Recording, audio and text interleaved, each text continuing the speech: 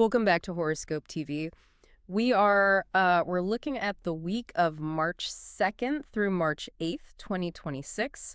And if you are a Taurus or you are close to one, you really need to buckle up for this. Oh, absolutely. Yeah, because I've been looking at the charts and the planetary movements for this specific week, and honestly, it looks like two completely different weeks just smashed into one. It really does. It's a Yeah. week of extreme polarity. I mean, we aren't just looking at standard, everyday planetary movements here. Right, we have this massive, loud, creative explosion right at the start, and then almost overnight, it's like someone pulls the plug. Yeah, the energy just goes completely dark and private, Exactly. So we're dealing with a lunar eclipse to kick things off, which is, always a game changer. And then we have a major shift of Venus. which is the ruling planet for Taurus, so it's the most important planet for them. Right, and it's moving into a sector of the chart that is notoriously difficult to navigate. So it's a week that demands a lot of emotional agility. It's the sector of secrets, really.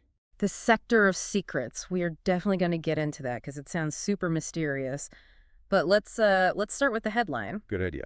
If we are analyzing this for a Taurus listener who just wants to survive the week without getting emotional whiplash, what is the core mission? Like, what is the main thing they need to focus on? Well, the overarching theme of the week is balancing joy in your daily routine. Balancing joy and routine. Okay, right. But that sounds a bit too soft for what is actually happening. The planetary energy is shifting rapidly from party mode to getting your house in order. So it's more like managing the adrenaline crash. Exactly. You are going to have a massive burst of creative output and joy on Monday and Tuesday, and the rest of the week is about enjoying those creative bursts without totally burning out. That makes a lot of sense. You have to find comfort in quiet moments later in the week rather than feeling lonely. Yes. The danger this week isn't really the events themselves. It is the transition between them. Right, shifting gears from fifth gear down to first gear without, stripping the transmission. Perfect analogy. Okay, so let's look at the high first. We are talking about Monday, March 2nd, leading into Tuesday, March 3rd. Yes, the week really starts with a bang. We have a lunar eclipse in the sign of Virgo on March 3rd. Now, usually when people hear Virgo, they think about spreadsheets, cleaning, organizing. Being a little bit critical, maybe. Right. But this eclipse is highlighting the joy and self-expression sector for Taurus. It is. This eclipse is lighting up the part of the Taurus chart that deals with fun, hobbies, and personal passion. So explain that connection for me. Why is Virgo, the worker bee of the zodiac, lighting up the fun zone? Because it's all about how the houses align. For a Taurus, the sign of Virgo rules the area of their life dedicated to play and creativity. Okay. Now, a lunar eclipse is basically a full moon on steroids. It brings things to a head. It illuminates things. So it signals a turning point. Exactly. This isn't just a normal week. Having this intense illuminating energy in the sign of detail, which is Virgo, located in the house of creativity, means this isn't just about having a fun little idea. It's about executing something real. Yes, executing a masterpiece.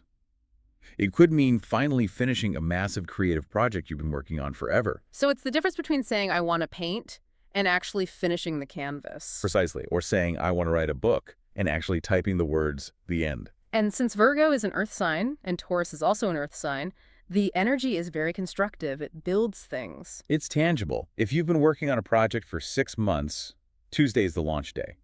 If you've been putting your energy into a personal passion, Tuesday is when you reach the climax of that effort. But eclipses can be pretty volatile, right? This could go the other way. It absolutely can. The word eclipse literally means to block out or to hide. Eclipses can eclipse things out of your life. They end things. Yes. If a creative project is just draining you and going absolutely nowhere, the eclipse might be the moment you finally drop it. It acts like a surgical knife. Exactly. It cuts out what isn't bringing you joy. So you won't feel neutral on Tuesday. You're either all in or you're out. It's a joy audit. And because it's in Virgo, it's a very detailed audit. You're not just feeling it, you are actively analyzing why you aren't happy. Okay, so we ride that high. We launch the project. We feel that intense creative energy. And then Wednesday hits. March 4th. Right, March 4th. The moon moves into Libra. This is the midweek shift. This is the come down. The come down. So this is where the hangover kicks in. It's a necessary come down, though. Yeah. Libra energy makes Taurus focus on the daily grind. Routines, habits, schedules. So you go from feeling like a creative genius to wanting to file your taxes. It sounds jarring, I know. The desire is to stop playing and start organizing. You need to bring balance to the schedule. But for a Taurus, that's actually probably quite soothing. It is. After a massive adrenaline event like an eclipse, your nervous system needs regulation. Right. You can't stay to level 10 excitement forever. Right. The Libra energy here is all about restoring equilibrium.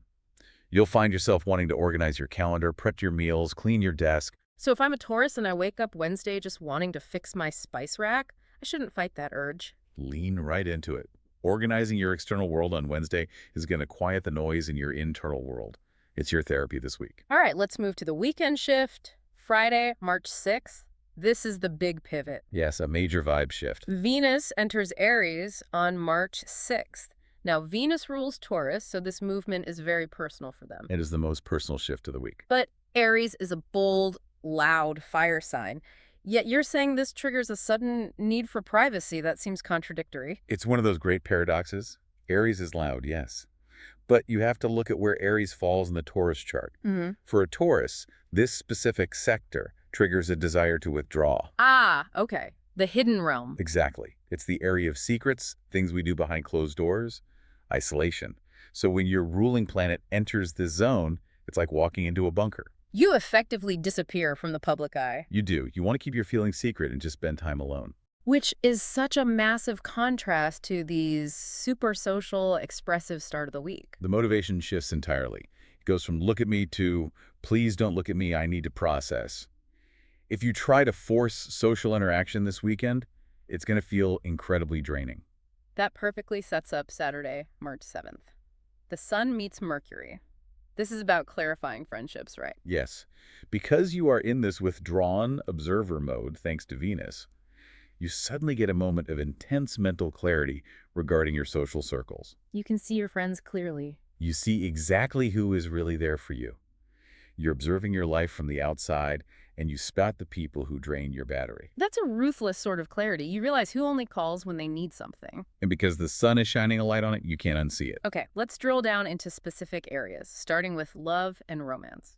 You call this transition going from fireworks to fireplaces. Which perfectly sums up the week. The fireworks are definitely the eclipse on March 3rd. It's happening right in their romance zone. Yes, the energy there is intense and highly emotional. So what does that look like in real life? Well, it could be a sudden confession of love. If you've been keeping a crush secret, the emotions just spill over and you blurt it out. It's a climax of feelings. Or, on the flip side, releasing a relationship that no longer brings joy. Exactly, because it's an eclipse. It's a turning point. If you're unhappy, you might initiate a breakup.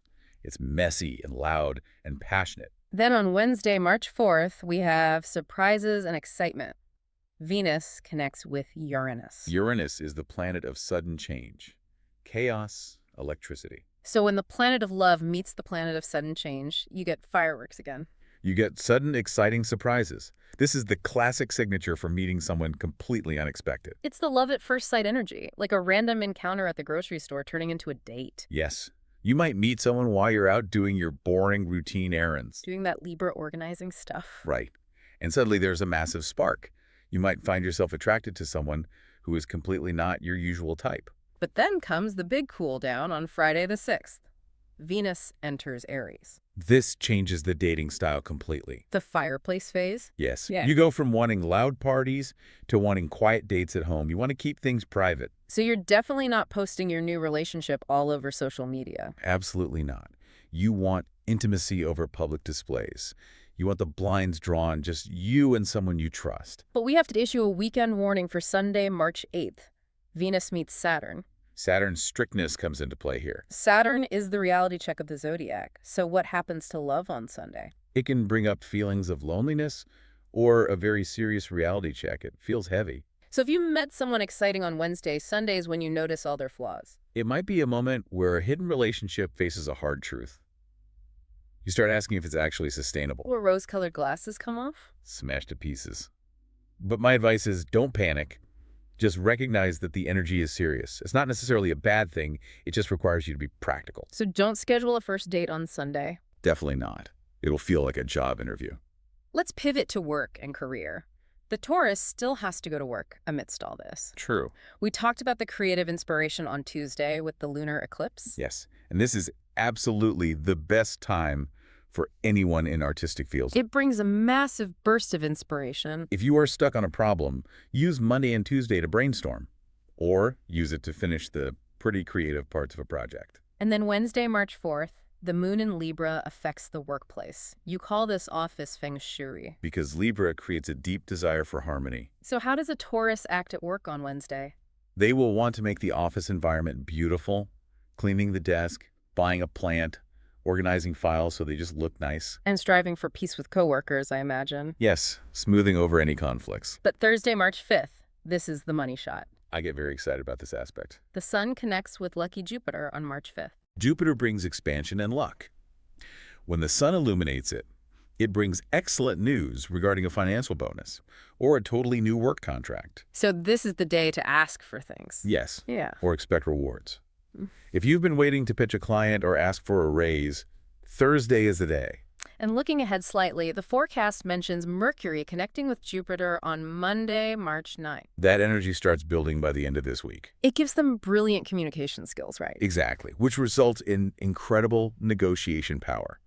You will be able to negotiate a fantastic deal with your bosses or colleagues. So use the quiet time this weekend to script out what you want to say and then deliver it on Monday. That is a perfect strategy. Which brings us nicely to money and finance. Spending versus saving. We have to talk about the spending reality check on Tuesday. Right, the lunar eclipse in Virgo connects to the wallet. The issue is that the eclipse highlights exactly how much you are spending on fun and entertainment. It forces you to look at the receipts. You might suddenly realize you've been partying too hard or spending too much on hobbies, and you need to save cash for the future. It's a budget hangover where you decide to really tighten the belt. Yes. But then you get that lucky break on Thursday the 5th, the Sun and Jupiter connection. Right, and it's important to note this news comes through communication. Because Jupiter is in the communication zone. Yes. It's going to be a profitable phone call or a really good email. You have to open your inbox or answer the phone to get the luck. However, we need to sound the scam alert for Saturday, March 7th. Venus meets Neptune. Neptune is foggy. It creates illusions. So what's the danger here? The danger is falling for a scam or some unrealistic financial promise. Like a get-rich-quick scheme or a friend asking for a sketchy loan? Exactly. Because Neptune makes you compassionate, you might want to believe the dream. So what is the advice for Saturday? Keep your feet on the ground. Focus on practical strategies. If it sounds too good to be true, it is. Avoid any wild dreams regarding money on this day. Lock your wallet. Lock it tight. Let's check in on health and wellness. You mentioned post-fun exhaustion earlier. Yes, from the lunar eclipse on Tuesday. It might leave Taurus feeling completely exhausted. That cause is simple. You've been having too much fun recently, or processing too many big emotions. Emotion burns a lot of energy. It does. So the remedy is to focus on physical well-being immediately. Give your body a break. Which fits with the routine cure on Wednesday, utilizing that moon in Libra. Right. You want to create a peaceful daily routine. What's a specific suggestion for them? Yoga, or some gentle stretching to just make the body feel wonderful, restore the balance. And then Friday the 6th brings that inward energy, Venus entering Aries. It's a massive inward shift. Yeah. You will need more sleep. Quiet time to recharge the batteries. Yes, stepping away from the crowds. But there is a stiffness warning for Sunday the 8th. This is when Venus meets Saturn. Saturn rules the physical structure, the joints, the bones. So you might physically feel stiff or tight on Sunday? You hold tension. The prescription here is to take a hot bath to relax those tight muscles completely. Heat is the cure for Saturn's coldness. Exactly. Don't try to power through a heavy workout on Sunday. You'll just pull a muscle. Soak in a tub instead. All right, let's wrap up the specifics with the compatibility corner. Who are the best and worst matches for Taurus this week? The best match for the week, hands down, is Cancer. Why Cancer? There is a deep mutual understanding right now. The synergy is just right. Yes. Cancer supports the Taurus creative goals during that intense eclipse energy early in the week. They provide a very nurturing environment. And what about during the quiet phase on the weekend? That's where Cancer really shines. When Taurus wants absolute privacy starting Friday, Cancer is the perfect person to share those peaceful, hidden moments with. Because Cancer loves staying home anyway. Exactly. They won't demand you go out and perform. It's a week for building trust and planning a secure future with them. And the worst match, who should they avoid? The match to avoid is Leo. What is the conflict there? Leo is just too demanding and too loud for the peaceful mood Taurus needs right now. The clash is pretty severe. Think about Tuesday. Taurus wants to organize and finish creative projects, but Leo wants to be the center of attention. And on Friday? Taurus wants to rest behind the scenes in their bunker. Leo wants fast action and bold moves. So Leo is saying, let's go to the club, and Taurus is saying, I'm going to sleep. And then on Sunday, Taurus feels that heavy, serious Saturn mood. Leo finds this totally boring and tries to distract Taurus. Which just leads to massive frustration. My advice is to just avoid their dramatic energy this week. Take a break from your Leo friends. Let's get to the lucky data, the color of the week. The color of the week is green. Like a forest green. If people are looking for the color code, it's hex code #000000. Perfect. I highly suggest wearing green to ground the energy this week, or using it in that office beautification project on Wednesday. And what are the lucky dates and numbers? The best dates are clearly the first half of the week, March 3rd, 4th, and 5th. That is when the energy is strongest. And the numbers. The lucky numbers are 2, 8, 16, 21, 35, and 44. 2, 8, 16, 21, 35, 44. Got it. Keep an eye out for those. Let's do a quick final recap of the journey this week. It starts with high creative energy, Then moves into a need for routine and organizing, followed by some very lucky financial news. and then retreating into absolute privacy and prioritizing physical rest. It really is a fascinating roller coaster of a week. It is. I want to leave the listener with a final thought to mull over. Please do. This week pushes you to be incredibly private, but also brings sharp clarity to your friendships. So ask yourself this. Who are the people you can be silent with? The ones who don't need you to perform to be loved. That is a brilliant question. The ones you can just exist around without saying a word. Exactly. Find those people this week. Thank you so much for breaking down this forecast for us. It was my pleasure. And to you listening, thank you for spending your time with Horoscope TV. We know this week has some intense highs and quiet lows, but now you have the map to navigate it. You're ready for it. Please make sure to subscribe so you can get notified when the next forecast is available.